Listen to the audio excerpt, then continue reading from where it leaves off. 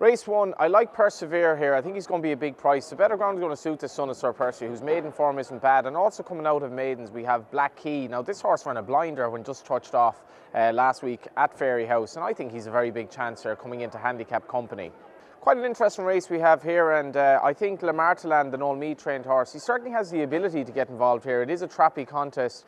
He'll go well on the ground, and I would give him a fair chance. I would also be quite sweet on Sire de Berlate, trained by Gordon Ellie. It's going to be a very big week for Gordon, and this horse on ratings must have a huge chance. On to the third race, and another rather trappy race, but I do think the horse to beat here is the likely favourite Next Destination. I thought the form of the Ballymore was probably stronger than the form of the Albert Bartlett, so that'll definitely be put to the test here, but he was really strong at the wire, and he's my nap of the day, so we're going to just put one selection in this race, and that's Next Destination.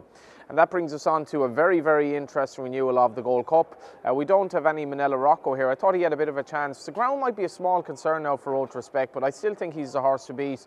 Ran such a blinder at Cheltenham, and if it were a slightly better ground, I'd have more kind of confidence in him, but he still has a very big chance. And I would also give a mention to a couple of others in the race.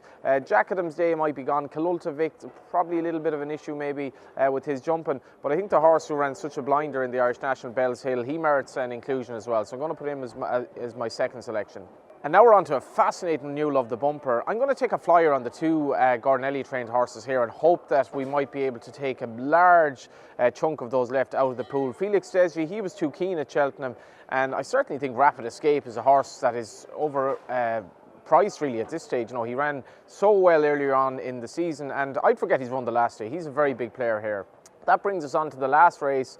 Now this is tough. I thought Pollydamn did okay in over the entry fences last time, and he didn't get that hard of a race. I think Darrell Jacob looked after him. He's probably not badly handicapped. And Oscar Knight, I think this is his trip as well. He wasn't a big price in the Irish National when he was brought down early, and he just comes here fresh. So that's race 6, and hopefully we will take the big pool home from day 2 at the Punchestown Festival.